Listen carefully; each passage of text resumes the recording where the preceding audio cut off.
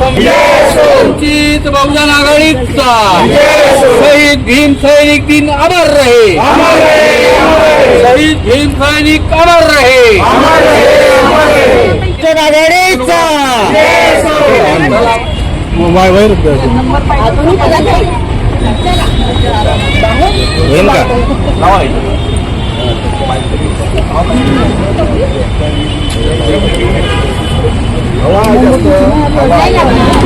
शहीद भीम सैनिक दिन अमर रहे, डॉक्टर बाबासाहेब आंबेडकरांचा, डॉक्टर बाबासाहेब आंबेडकरांचा, भारतीय संविधानाचा, वंचित बहुजन आघाडीचा, वंचित बहुजन आघाडीचा शहीद भीम सैनिक अमर रहे, शहीद भीम सैनिक दिन अमर रहे। आज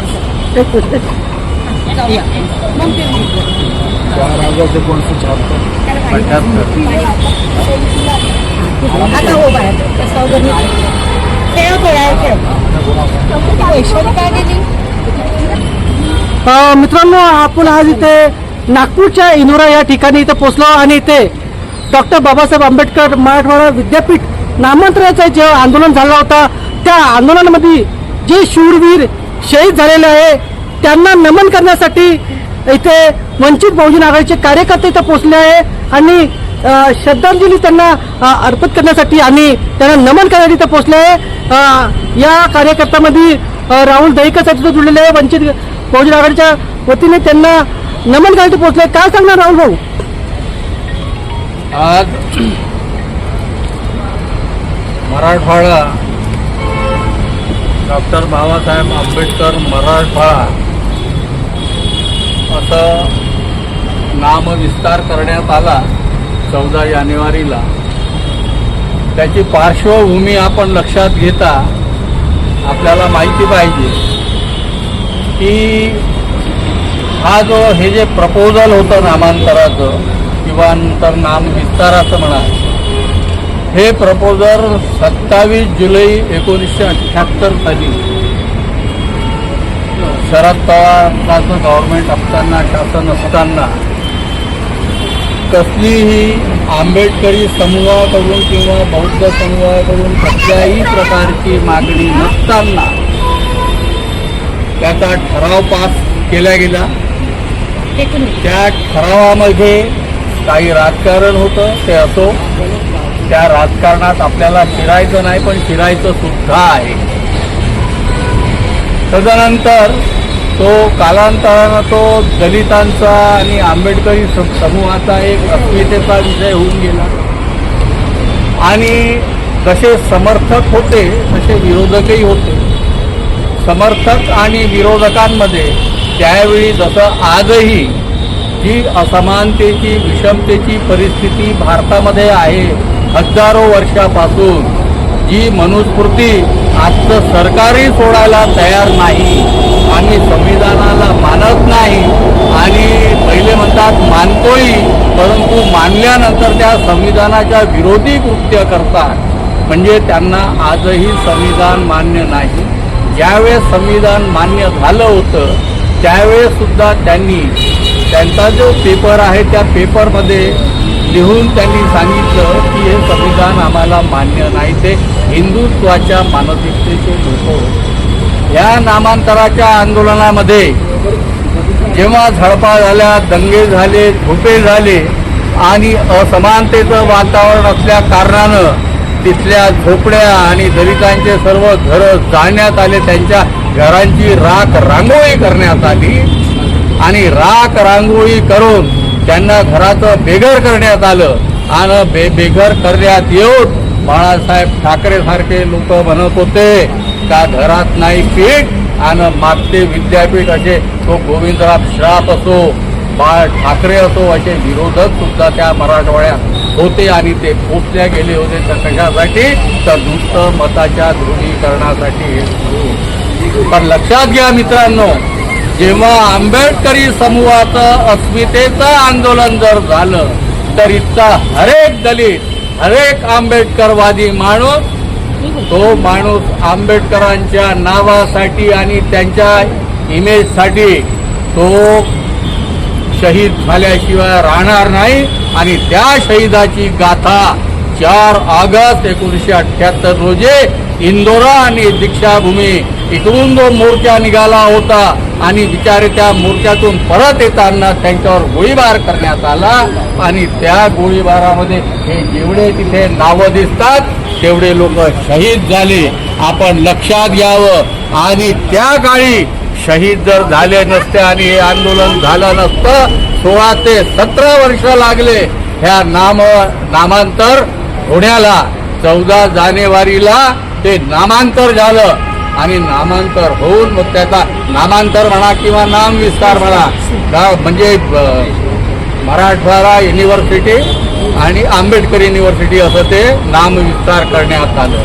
परंतु आपल्या लोकांना कुठलाही प्रश्न असो, आपल्या अस्मितेचा प्रश्न असो, आज शिक्षणाची म्हणजे कामगाराची व्यवस्था बघा आणि अवस्था बघा आपल्या मुलांची, हे सर्व बघता आता जे 20 जुलैला जे आंदोलन झालं नीटसाठी कॉक्रोच मार्फत किंवा बाकीच्या पक्षामार्फत जे कोणी होते त्याच्या, तर आजही आपल्या दलितांची शैक्षणिक व्यवस्था जी ढासळलेली आहे, कितीतरी वर्षापासून मुलांना शिष्यवृत्त्या मिळत नाही आहे, स्कॉलरशिप मिळत नाही आहे आणि अशा बऱ्याच साऱ्या गोष्टी आहेत.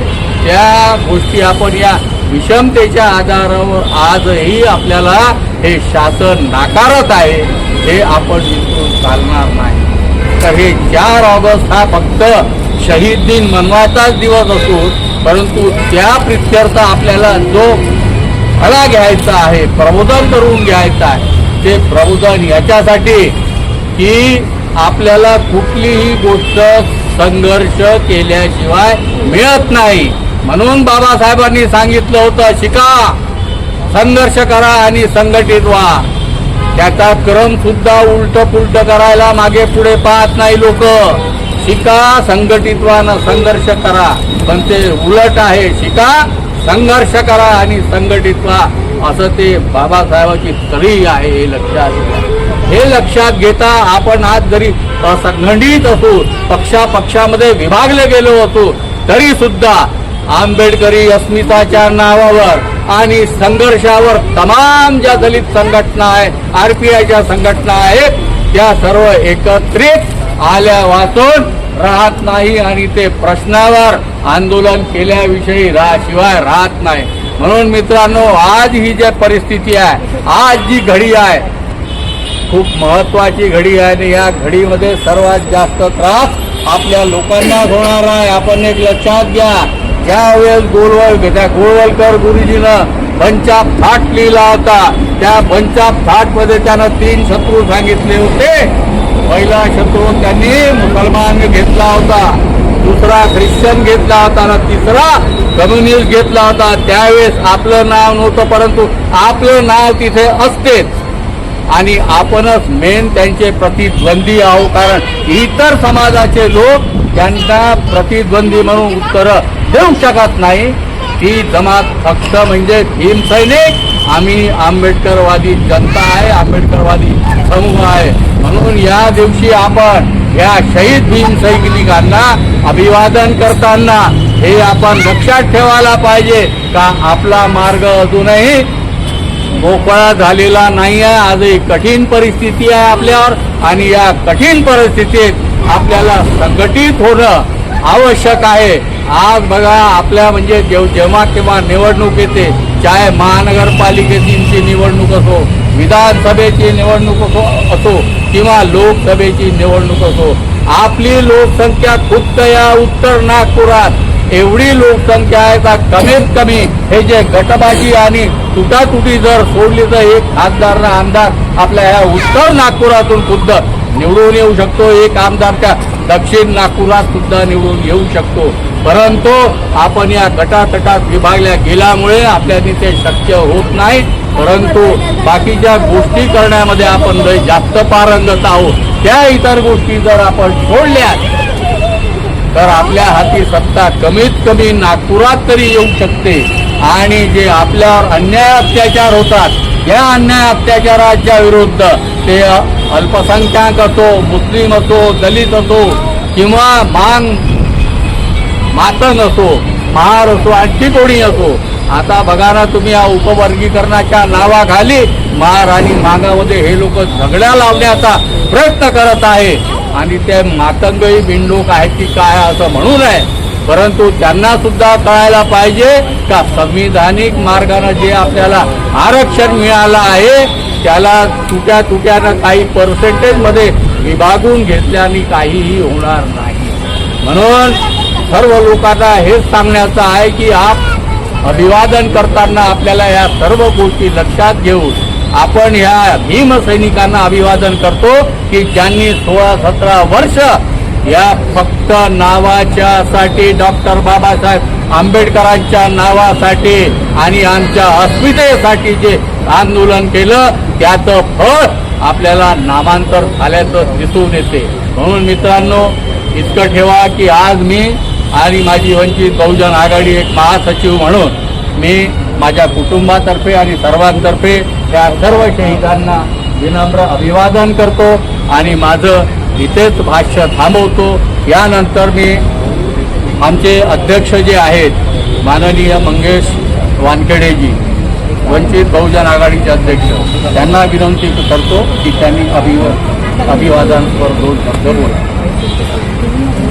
काय सांगणार मंगेश साहेब, आज नामांतरण दिसताचा दिवस आहे. नामांतर दिवसांमध्ये जर आपण इथे पाहाल तर इथे मुस्लिम लोक पण त्यात सहभागी होते. तर ही चळवळ आहे, ती चळवळ अजूनही थांबलेली नाही आहे. चळवळ श्रद्धेय बाळासाहेब आंबेडकरांनी जी चालू केलेली आहे, चाहे ते अभ्यासासाठी असो, शिक्षणासाठी असो किंवा आणखी इतर गोष्टींसाठी, ती चळवळ आपल्याला संघर्ष करूनच मिळते. हे प्रति 16 वर्ष जेव्हा संघर्ष केला तेव्हा आपल्याला नामांतरण ही जी औरंगाबाद आहे मराठा युनिव्हर्सिटी, तिथं आपल्याला नाव भेटलं.